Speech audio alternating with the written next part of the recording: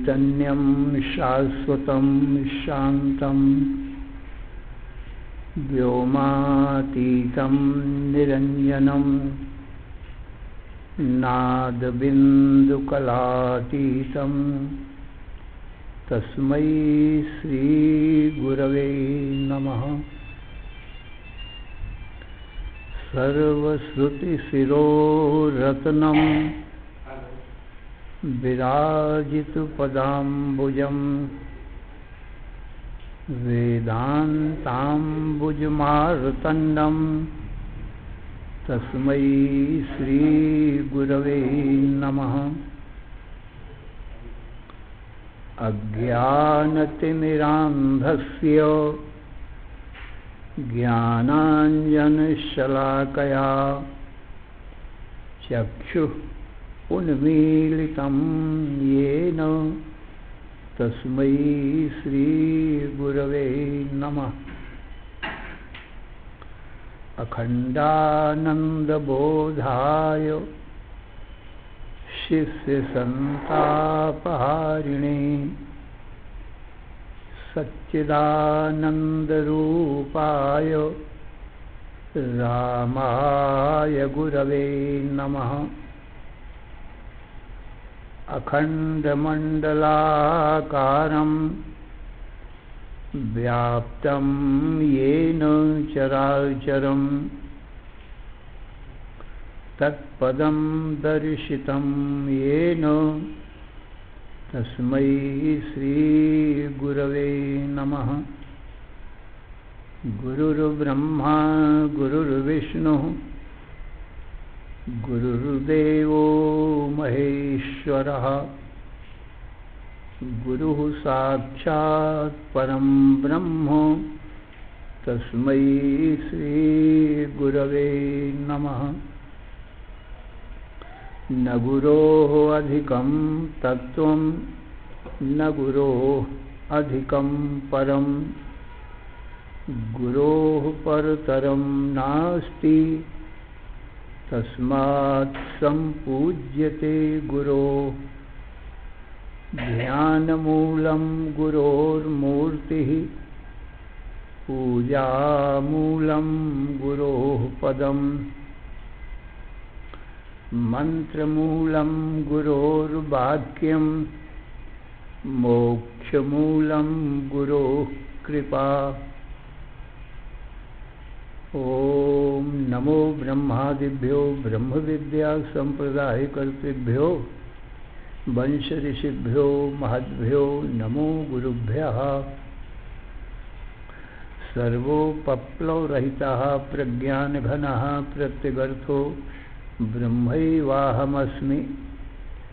नारायणं पद्मभवं वसिष्ठं शक्तिं च तत्पुत्रपराशरं च व्यासं शुकं गौडपदं महान्तं गोविन्दयोगीन्द्रम् अथास्य शिष्यं श्रीशङ्कराचार्यम् अथास्य पद्मपादं च हस्तामलकं च शिष्यं तंत्रोटकं बालत्रिककारम् अन्यान् अस्मद्गुरून् सन्ततमानतोऽस्मि। श्रुतिस्मृतिपुराणानाम् आलयं करुणालयं नमामि भगवत्पादं शङ्करं लोकशङ्करं। शङ्करं शङ्कराचार्यं केशवं बादरायणं सूत्रभाष्यकृतौ वन्दे भगवन्तौ पुनः पुनः। ईश्वरो गुरुः आत्मेति मूर्तिभेद विभागिने व्योमवद्व्याप्तदेहाय दक्षिणामूर्तये नमः। अशुभानि निराचष्टि तनोति शुभसन्ततिं स्मृतिमात्रेण यत्पुंसां ब्रह्म तन्मङ्गलं परम्। अतिकल्याणरूपत्वान् नित्यकल्याणसंश्रयात् स्मर्तॄणां वर्धत्वाच्च ब्रह्म तन्मङ्गलं विदुः। ओंकारश्चाथ शब्दस्य द्वौ एतौ ब्रह्मणः पुरा कंठं भित्त्वा विनिर्यातौ तस्मान् मांगलिकौ उभौ। ओम तत्सत् परब्रह्मणे नमः। श्री राम जय जय राम। श्री राम जय राम जय जय राम। श्री राम जय राम जय जय राम। श्री राम जय राम जय जय राम। श्री राम जय राम जय जय राम। श्री राम जय राम जय जय राम। धर्म की अधर्म का प्राणियों में विश्व का हर हर महादेव।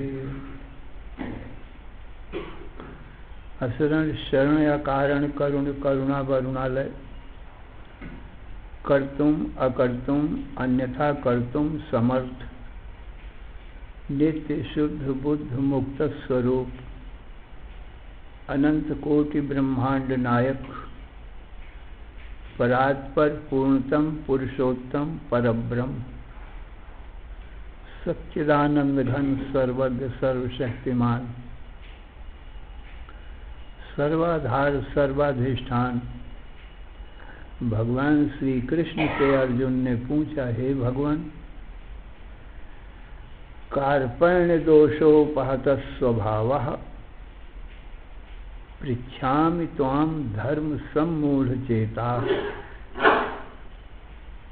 यच्छ्रेयः स्यान् निश्चितं ब्रूहि तन्मे। शिष्यस्तेहं साधिमां त्वां प्रपन्नम। हे भगवान, अज्ञानता के कारण मेरा स्वभाव नष्ट हो गया है। धर्म को भी सम्यक प्रकार से नहीं जानता और मेरा परम कल्याण किस प्रकार से होगा, अर्थात आत्यंतिक दुखों की निवृत्ति और नित्य सुख शांति की प्राप्ति, मृत्यु की निवृत्ति और अमृतत्व की प्राप्ति, अज्ञान की निवृत्ति, अनंत अखंड ज्ञान की प्राप्ति किस प्रकार से होगी, उस उपाय को भी नहीं जानता हूँ। इसलिए मैं आपका शिष्य हूँ, आपकी शरण में हूँ। मेरा तन मन बुद्धि प्राण आपके चरणों में अर्पण है। आप मेरे परम कल्याण का उपाय बताएं। जो भगवान श्री कृष्ण बोले, हे अर्जुन, जैसा तुम चाहते हो ऐसा तो मैं ही हूँ। मैं ही सच्चित आनंद स्वरूप हूँ। मैं सत हूँ इसलिए कि सदा रहता हूँ, मेरा जन्म मरण नहीं होता है। और चिद हूँ माने अनंत अखंड ज्ञान रूप हूँ। और आनंद हूँ माने अनंत आनंद का समुद्र हूँ, जिसका न आदि है न अंत है। आदि अंत रहित आनंद का सिंधु हूँ, समुद्र हूँ। इसलिए जैसा तुम चाहते हो तो मेरा ही स्वरूप ऐसा है। और जो मेरा स्वरूप है, हे अर्जुन, तत्वमसि,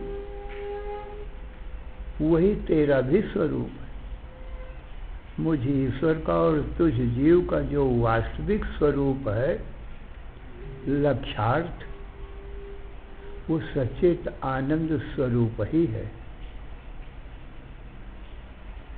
और शेष जितना भी जागृत स्वप्न सुसुप्ति के रूप में दिखाई पड़ रहा है, ये सब मेरी माया है। ये असत है, जड़ है, दुख रूप है।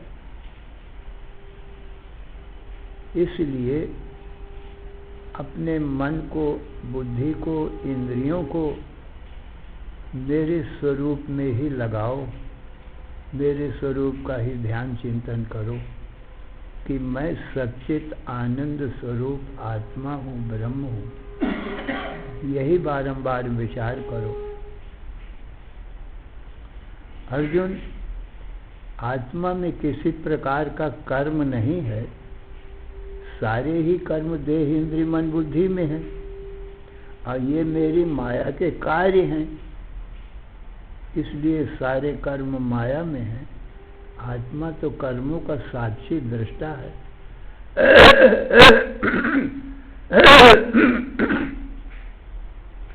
साक्षी चेता केवलो निर्गुणस्य, इसलिए आत्मा में कर्म कुछ भी नहीं है। तो जो मुझ सच्चिदानंद स्वरूप आत्मा में, परमात्मा में अपने आत्मा को मिलाकर देखते हैं, वो यही कहते हैं कि नैव किंचित करोमीति युक्तो मन्येत तत्त्ववित्।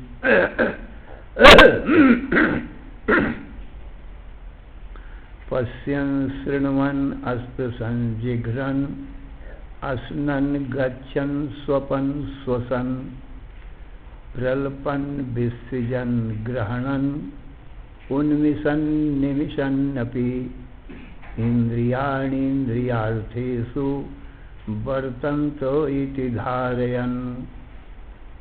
अर्जुन, नैव किंचित करोमीति, मैं कुछ भी नहीं करता, केवल दृष्टा साक्षी मात्र हूँ। जितने भी कर्म हैं वो इंद्रियों में है, मन में है, बुद्धि में है और प्राणों में है। प्राण चलते हैं, सारे शरीर को संचालित करते हैं, सारी क्रिया प्राणों में हो रही है। देखना नेत्रों में है, सुनना कानों में है, सूंघना नासिका में है, रस लेना जिह्वा में है और गंध लेना ये नासिका का काम है। चलना पैरों का कर्म है, लेना देना हाथों का कर्म है, श्वास लेना प्राणों का कर्म है, आँखों का मीचना और खोलना, तो ये सारे के सारे कर्म इंद्रियों में हैं अर्जुन। और इंद्रियां मेरी माया के कार्य हैं।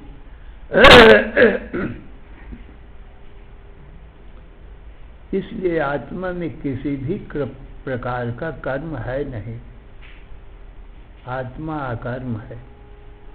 सारे कर्म माया में है, माया को ही प्रकृति कहते हैं। इसलिए प्रकृत्यैव सच्च कर्माणि, प्रकृत्यैव ही कर्माणि, जितने भी कर्म है प्रकृति में,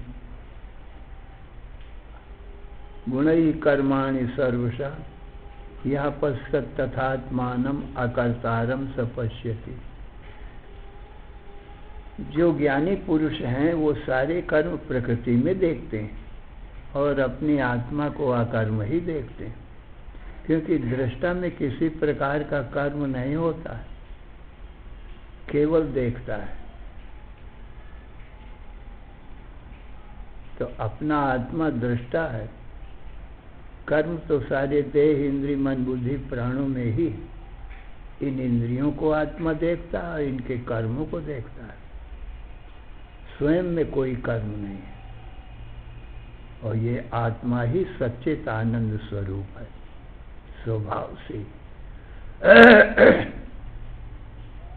ईश्वर अंश जीव अविनाशी चेतन अमल सहज सुख राशि। ईश्वर का अंश होने से जीव भी ईश्वर का स्वरूप है। ईश्वर सत्य है, उसका जन्म मरण नहीं होता है, इसलिए अविनाशी है। तो जीव अविनाशी।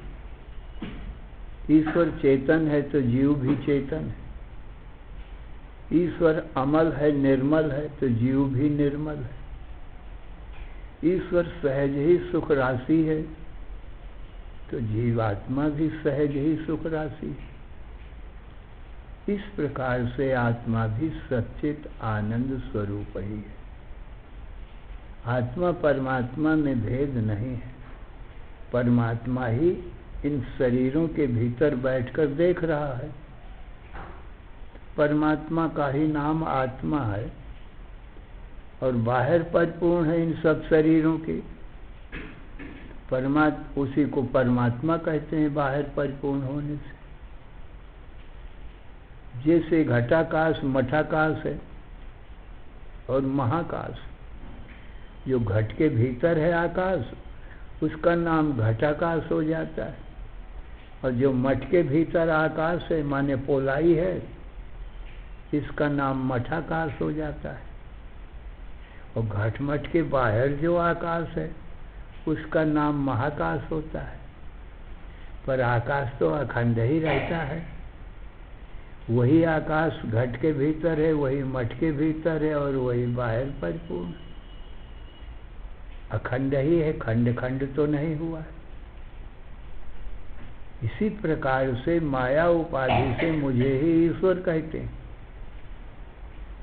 और इन शरीरों के उपाधि से मुझे ही जीवात्मा कहते हैं, और शरीरों के बाहर परिपूर्ण होने से मुझे ही परमात्मा कहते हैं।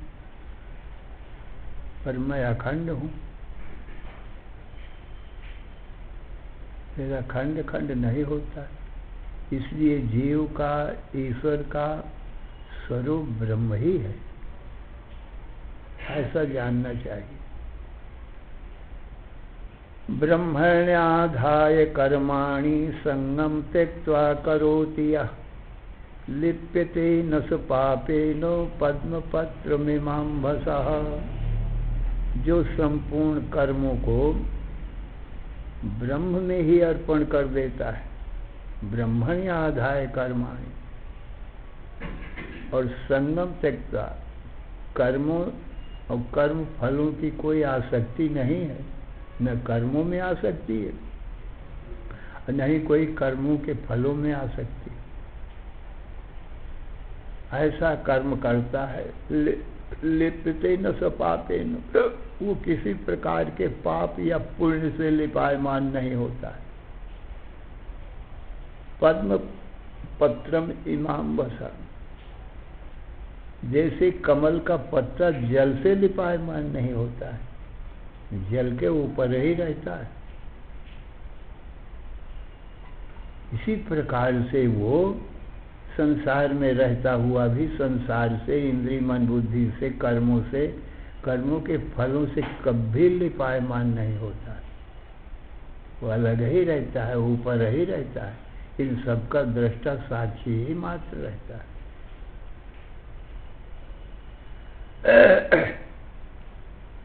तो न वो पाप से लिपायमान होता है और न पुण्य से। यदि कहो पुण्य से क्यों लिपायमान नहीं होता है, पुण्य तो अच्छे कर्म है, सत्कर्म है, धर्म कर्म है, शुभ कर्म है। कहा मृत्यु से पुण्य कर्म भी नहीं छुड़ाते हैं। पुण्य कर्म होंगे तो उसका जन्म होगा, हाँ, उत्तम लोक में, स्वर्गादिक लोकों में जन्म होगा और देव शरीर मिलेगा और स्वर्ग के भोग मिलेंगे, परंतु मृत्यु से तो नहीं छूटेगा ना। देवता लोग भी जन्मते हैं पर वो भी मरते हैं। इसलिए, और जो पाप कर्म है उनसे भी जन्म होता है, उनसे पशु पक्षी आदि योनियों में जन्म लेता है। तो जन्म तो दोनों से हुआ, जन्म होगा तो मरण भी होगा। एक सोने की बेड़ी है और एक लोहे की बेड़ी, परंतु बंधन तो दोनों में समान ही है। कहने की एक बात है कि ये बड़ा आदमी है, सोने के बेड़ी में इसको बांधा गया है।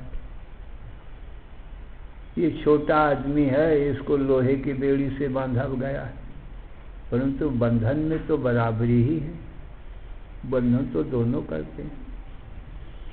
ऐसे ही जन्म मरण का बंधन तो दोनों में ही है, इसलिए पाप और पुण्य दोनों से वो छूट जाता है। तो ब्रह्मण्याधाय कर्माणि संगम त्यक्त्वा करोति यः लिप्यते न स पापेन पद्मपत्रम इमाम्भसा। कायेन मनसा बुद्ध्या केवलैरिन्द्रियैरपि योगिनः कर्म कुर्वन्ति संगम त्यक्त्वात्मशुद्धये। अर्जुन, योगी लोग काया से, मन से, बुद्धि से, इंद्रियों से कर्म करते हैं, परंतु आसक्ति को त्याग करके करते हैं। कायेन मनसा बुद्ध्या केवलैरिन्द्रियैरपि योगिनः कर्म कुर्वन्ति आत्मशुद्धये। अपनी आत्मा की शुद्धि के लिए कर्म किया करते हैं। संगम त्यक्त्वा आत्मशुद्धये। आगे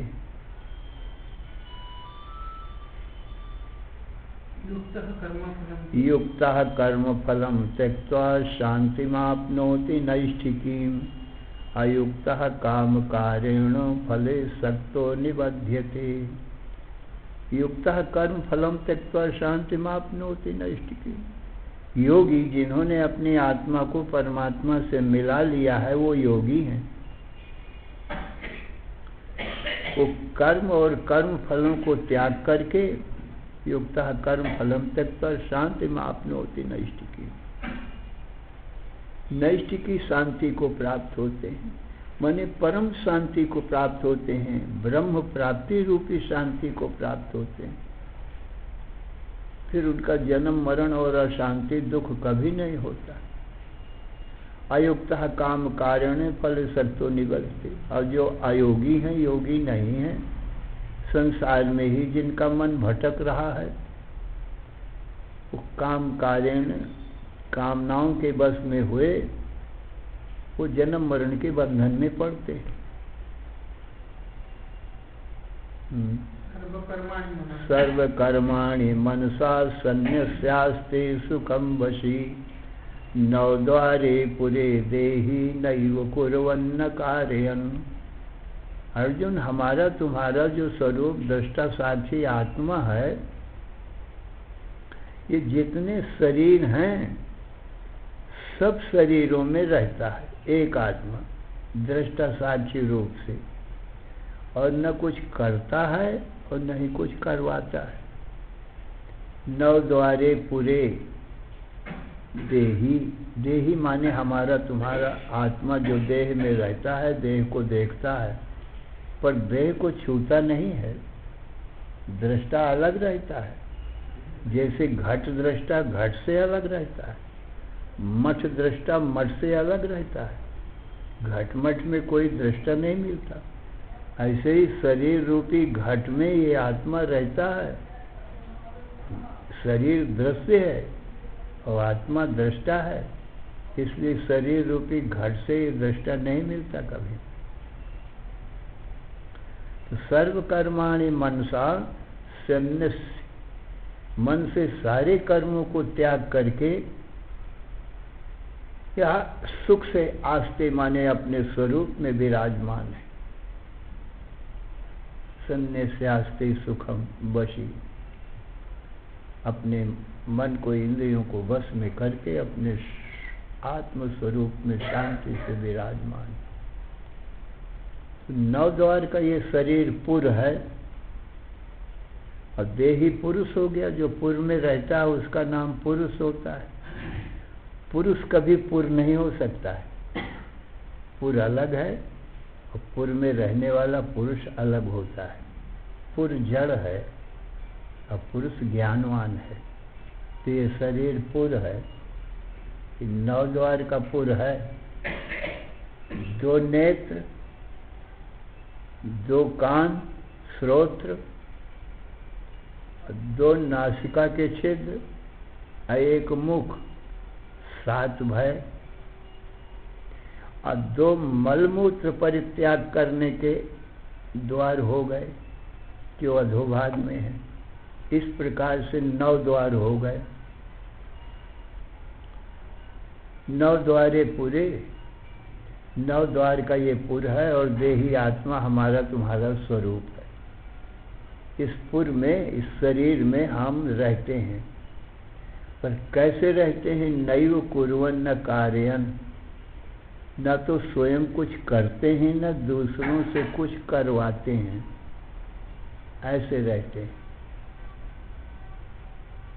जैसे बिजली मशीनों में रहती है पर करती कराती कुछ नहीं है, बिजली के रहने मात्र से मशीनें अपने आप चलने लगती।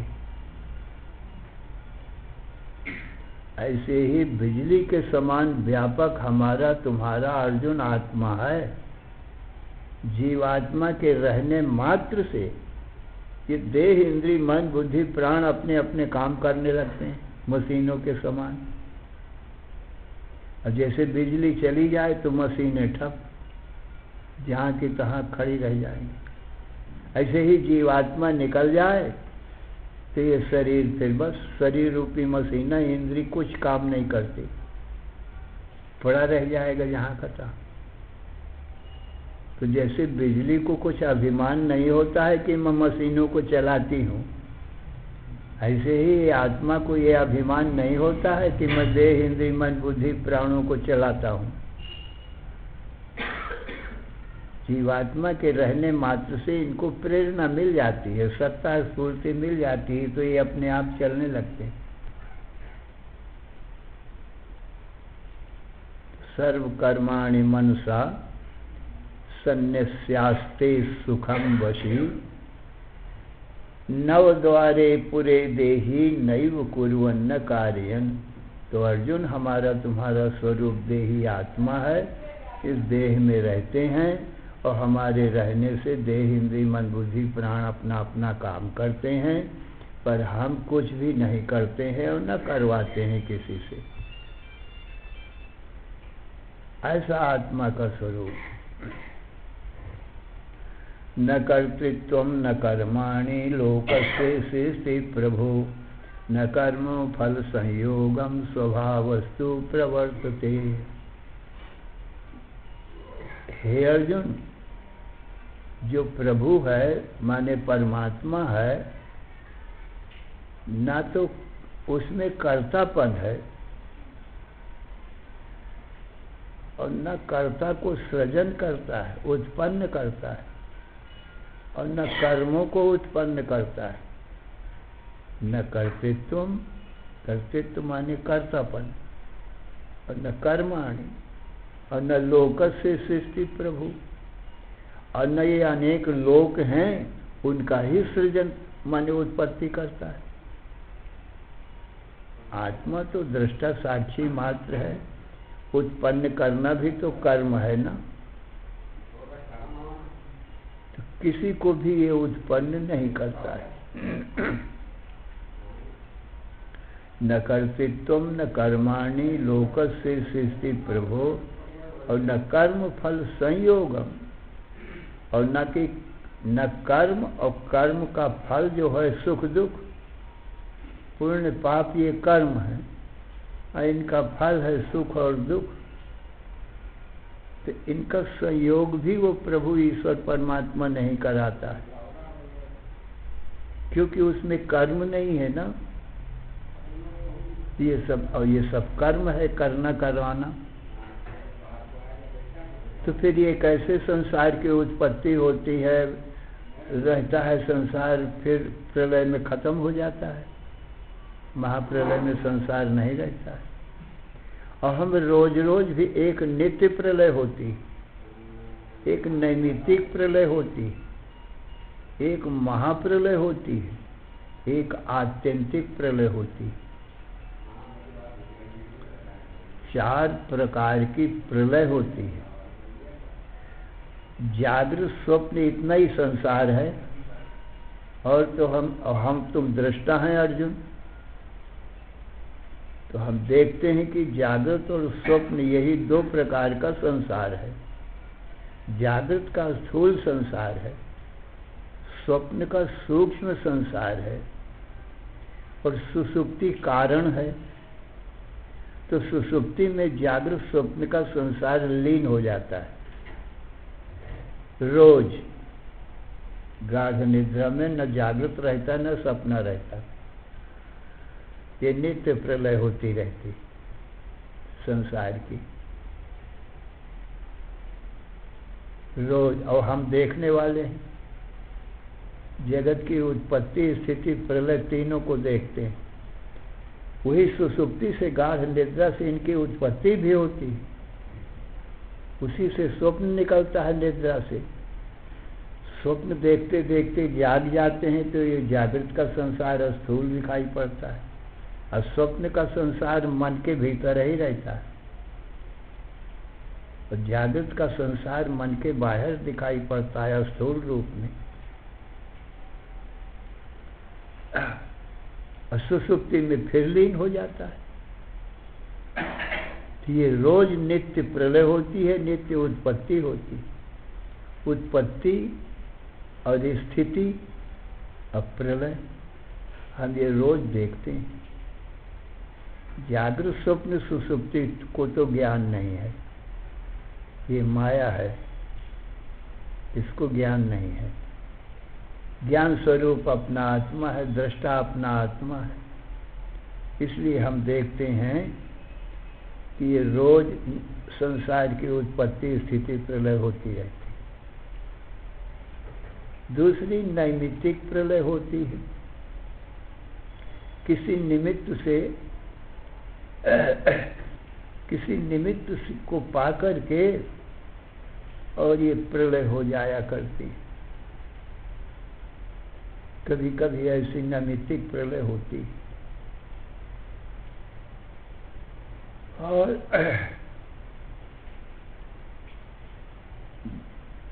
ब्रह्मा के रात्रि में भी प्रलय हो जाती और दिन में सृष्टि होती। इस निमित्त से भी नैमित्तिक प्रलय होती।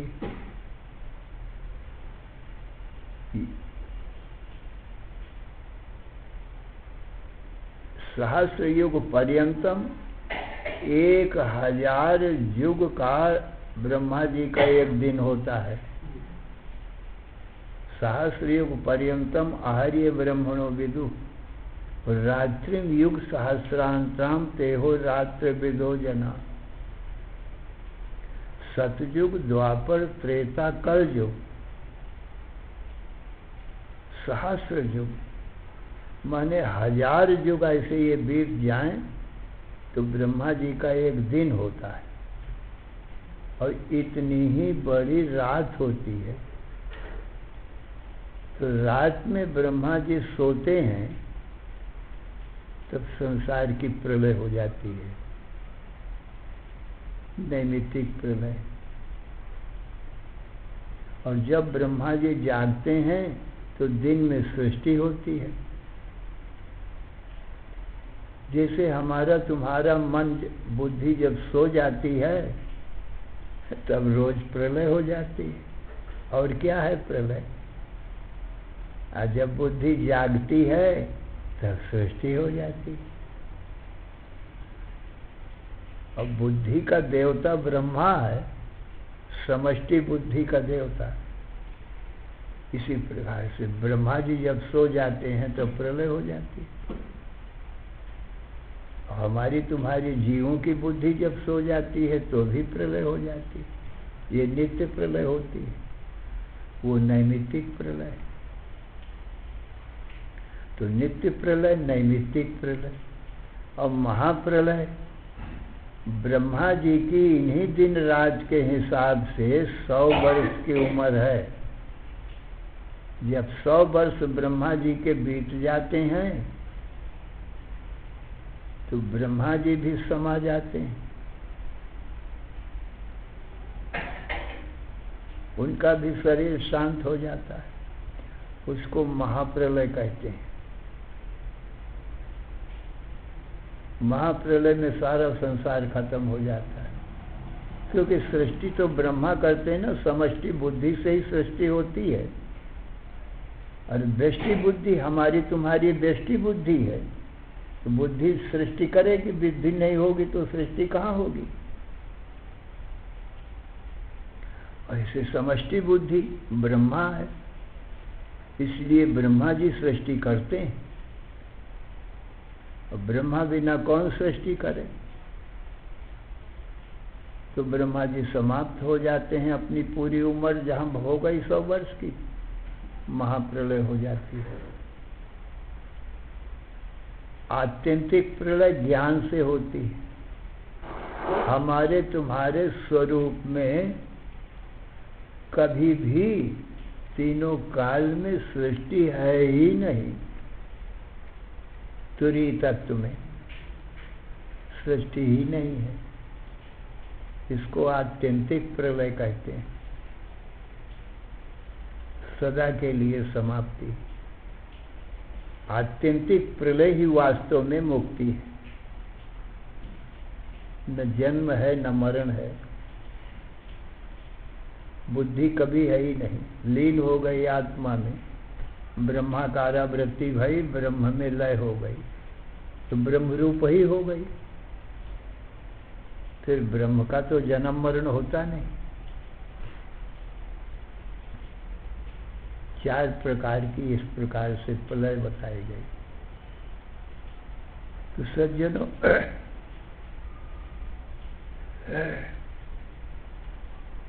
न कर्तृत्वम न कर्माणि लोकस्य सृष्टि प्रभो न कर्म फल संयोगम स्वभावस्तु प्रवर्तते। तो ये सृष्टि कैसे होती है और फिर लय कैसा होता है? क्या प्रभु करते हैं साक्षात परमात्मा? कहते हैं प्रभु तो दृष्टा साक्षी मात्र हैं। जैसे हमारा तुम्हारा स्वरूप दृष्टा साक्षी मात्र है, हम तुम तो सृष्टि नहीं करते हैं। तैसे ही परमात्मा सृष्टि नहीं करता है। ये जगत की उत्पत्ति स्थिति प्रलय फिर कैसे होती है? कहते स्वभावस्तु प्रवर्तते। स्वभाव से ही, स्व माने स्वयं, भाव माने भवति, स्वयं भवति इति स्वभावः। जो स्वयं ही अपने आप होती रहे उसको स्वभाव कहते हैं। इसी को प्रकृति भी कहते हैं, इसी को माया भी कहते हैं। ये अपने आप ही आती जाती रहती, कभी स्वप्न के रूप में, कभी जागृत के रूप में, कभी निद्रा में समाप्त हो गई। ये इसका स्वभाव है, क्योंकि जब हम ही करता तो है नहीं। हम कौन निद्रा को करते हैं या जागृत स्वप्न का संसार बनाते हैं? ये तो सब अपने आप हो रहा है। हम तो निद्रा आई तो देख लिया, स्वप्न आया तो उसको भी देख लिया, जागृत आया तो उसको भी देख लिया। हम देखते हैं, ये रोज आते हैं जागृत स्वप्न सुसुप्ति। दिन आया तो हम देख लिए, रात आती है रोज तो रात को देख लेते हैं। हम बनाते मिटाते तो नहीं है दिन को रात को, न दिन बनाते हैं न रात बनाते हैं, न किसी को मिटाते ही। तो आत्मा तो दृष्टा है, कर्म नहीं है।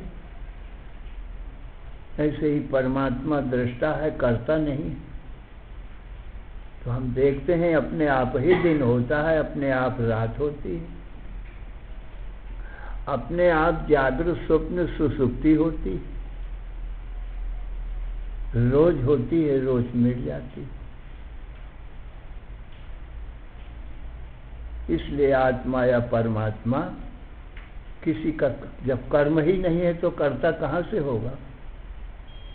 कर्ता, कर्म, करण, संप्रदान, अपादान, संबंध, ये जितने भी कारक हैं ये प्रकृति राज्य में है, अपने आप होते हैं। कर्ता साभास अंतःकरण, ये कर्ता है। कर्म और करण, कर्म करने के साधन को करण कहते हैं। माने इंद्रियां, इंद्रियां कर्म करने के साधन हैं। कर्ता, कर्म, करण, संप्रदान, जिसके लिए कर्म करा जाए उसको संप्रदान कहते हैं। कर्ता, कर्म, करण, संप्रदान, अपादान। अपादान, जिससे सृष्टि हो उसको अपादान कहते हैं। और संबंध कारक, सृष्टि का और किससे संबंध? बस यही आपस में देह, इंद्रिय, मन, बुद्धि, जागृत, स्वप्न, सुसुप्ति, इन्हीं में सब दिख रहा है। इन्हीं में से जगत की उत्पत्ति, स्थिति, प्रलय होती रहती। ये माया राज्य में हो रही है। आत्मा तो दृष्टा साक्षी मात्र। तो जितने भी कारक हैं आत्मा में कोई नहीं। तो न कर्तृत्व न कर्माणि लोकस्य सृष्टि प्रभो, न कर्म फल संयोगम स्वभावस्तु प्रवर्तते। स्वभाव से ही हो रहा है जो कुछ हो रहा है। देवशेष स्वभावयम आप्त कामस्य का स्पृहा। सृष्टि के संबंध में बहुत से ऋषियों ने अनेक प्रकार के विचार किए। कोई तो कहते हैं इच्छा मात्रम प्रभो सृष्टि इति सृष्टि भी निश्चिता। कहते हैं ईश्वर की इच्छा मात्र से सृष्टि होती है। तदैक्षत बहुत श्याम प्रजाए, ये श्रुति का प्रमाण देते हैं। भोगार्थम सृष्टि कालात् प्रसूतिम भूतानाम मन्यन्ते काल चिंतका। कोई कहते हैं काल पा करके, माने समय पा करके अपने आप सृष्टि हो जाती है। जैसे वर्षा ऋतु में पृथ्वी में पड़े हुए बीज अपने आप ही उग जाते हैं, कोई उगाता नहीं है। जो भी बीज पड़े होते हैं वर्षा भई तो पृथ्वी से फूट कर निकल पड़ते हैं। ऐसा काल को चिंतन कर, काल के मानने वाले कोई। क्रियार्थम सृष्टि जितने भोगार्थम चापरे। कोई कहते हैं ये भगवान की लीला है, लीला मात्रम प्रभु सृष्टि। लीला या क्रीड़ा, क्रीड़ा माने खेल, लीला माने भी खेल। ये भगवान की लीला है। ये सृष्टि, उत्पत्ति, स्थिति, प्रलय, खेल बनाता भी है परमात्मा और बिगाड़ भी देता है। जैसे किसान गेहूं, जौ, चना, आम, अमरूद सब पैदा भी करता है और जब फसल पक और रक्षा भी करता है, और जब फसल पक जाती है तो आप ही काट कूट के खा भी लेता है। ऐसे ही परमात्मा जगत की उत्पत्ति भी करता है, पालन भी करता है, वो सब खा भी लेता है। सृजति अवति अति च। तो भोगार्थम। अब कोई कहते हैं जीवों के कर्मों का फल भोगने के लिए सृष्टि ईश्वर करता है। जीवों जो शुभ अशुभ कर्म करते हैं, पुण्य पाप, उनका फल सुख और दुख। ये सुख दुख भोगाने के लिए तो शरीर की जरूरत है। इन शरीरों में बैठ कर के जीव अपने कर्मों का फल भोगता है। शरीर न होगा तो कैसे भोगेगा, कहाँ बैठ के भोगेगा। तो भोगार्थम सृष्टि कोई ये बताते हैं। कितने मत हैं? तो कहते हैं देवशेष स्वभावयम आप्त कामस्य का स्पृहा। कहते हैं परमात्मा देवता का ये स्वभाव है, माने स्वयं भवती थी स्वभावा। स्वयं ही होता है, स्वयं ही सृष्टि होती है। आप्त कामस्य का प्रिय। परमात्मा तो पूर्ण काम है ना, उसको इच्छा कहाँ है? अपूर्ण काम को इच्छा हुआ करती है। जो पूर्ण काम है, सत्य से, ज्ञान से, आनंद से परमात्मा पूर्ण है, इसलिए उसमें इच्छा संभव नहीं है। तो बोले फिर अपने आप ही हो रहा है जो कुछ हो रहा है, स्वभाव से ही हो रहा है। परमात्मा तो दृष्टा साक्षी मात्र है।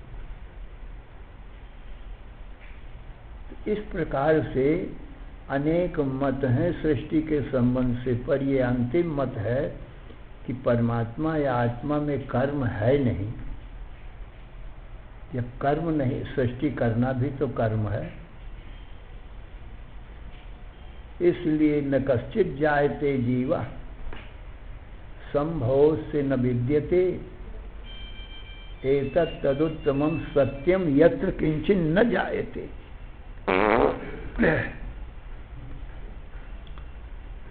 कहते हैं न कश्चित जायते जीव, किसी भी जीव की उत्पत्ति नहीं होती, संभव से न विद्यते, और संभव भी नहीं है। एतत् तदुत्तमं सत्यम, यही उत्तम सत्य है, यत्र किंचिन न जायते, जिस परब्रह्म परमात्मा में कुछ हुआ ही नहीं। रज्जु में सर्प के समान यों ही सृष्टि भासती है। जैसे रज्जु में सर्प नहीं उत्पन्न हुआ है, रज्जु के न जानने से रज्जु ही सर्प के रूप में दिखाई पड़ती।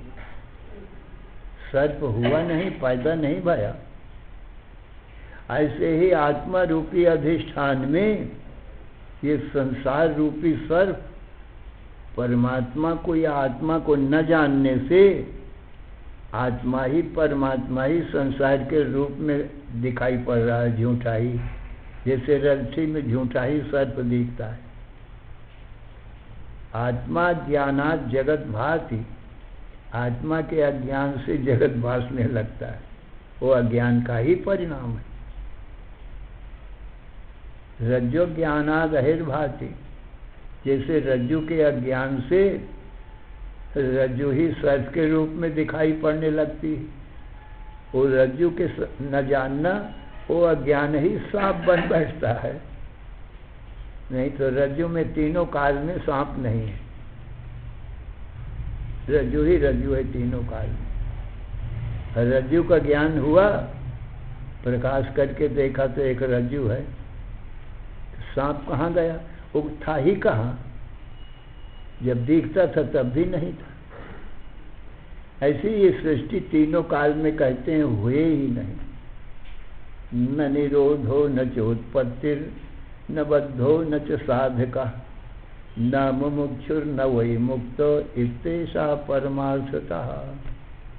ये परमार्थ माने परम सत्य बात यही है, न तो सृष्टि भई है, न स्थिति है, न प्रलय है, और न कोई मुमुक्षु है और न मोक्ष है।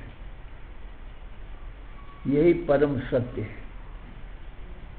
आत्मा का बंधन कभी भया नहीं, न जायते म्रियते वा कदाचिन।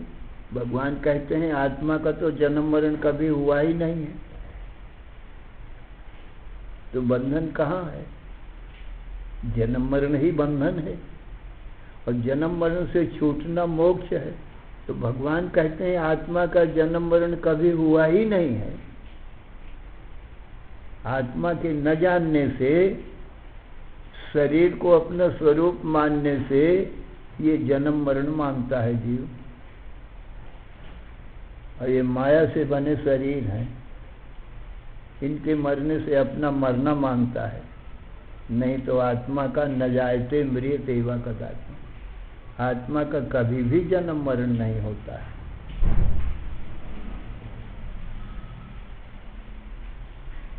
सतो वापि न किंचित वस्तु जायते, न तो सत का जन्म होता है और न सत से किसी का जन्म होता है, क्योंकि जो सत है वो चिद और आनंद स्वरूप ब्रह्म है। उसका स्वयं का जन्म नहीं होता है, क्योंकि तो सदा मौजूद है। न जायते म्रियते वा कदाचिन। और कर्म नहीं है, इसलिए सृष्टि नहीं कर सकता है। सदा मौजूद है, उसका जन्म क्या होगा जो हमेशा मौजूद ही है। अब कर्म नहीं है तो सृष्टि कैसे करेगा आत्मा या परमात्मा? तो कहा असत का जन्म होता होगा। कहते हैं असत उसको कहते हैं जो है ही नहीं तीनों काल में। नासतो विद्यते भाव, ना भाव विद्यते सता। असत कभी है ही नहीं तीनों काल में, उसका जन्म ही नहीं हुआ। फिर असत सृष्टि क्या करेगा? इसलिए सृष्टि कभी तीन काल में भई ही नहीं, यूं ही स्वप्नवत प्रतीत होती, जैसे स्वप्न आता जाता है निद्रा से, ऐसे ही अज्ञान से ये संसार प्रतीत होता है, माया से झूठा ही संसार प्रतीत होता है। ये उत्तम सिद्धांत है।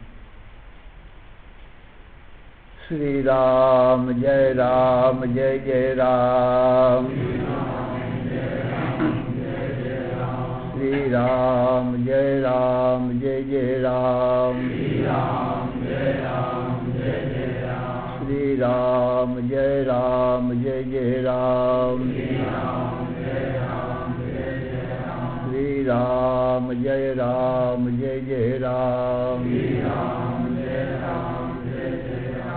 धर्म की अधर्म का प्राणियों में विश्व का हर हर महादेव।